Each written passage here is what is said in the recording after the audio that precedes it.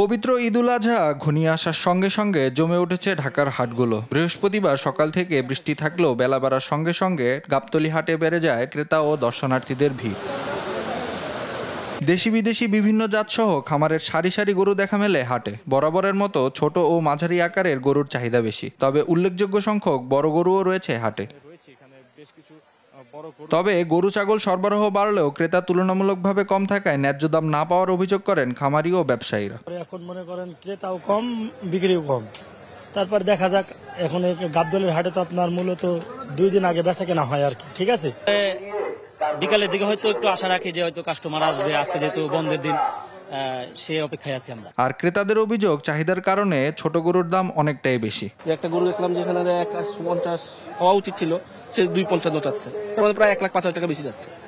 সেটাই বললাম যে মাঝারি থেকে একটু মানে ছোট থেকে মাঝারি যেগুলা, সেগুলাই প্রাইস একটু বেশি, বড়গুলা কম্পারেটিভলি একটু কম আছে। হাট ব্যবস্থাপনায় শতাধিক স্বেচ্ছাসেবীর পাশাপাশি নিরাপত্তা দিতে তৎপর আইন শৃঙ্খলা বাহিনী। নাইম আফসান, দেশ টিভি, ঢাকা।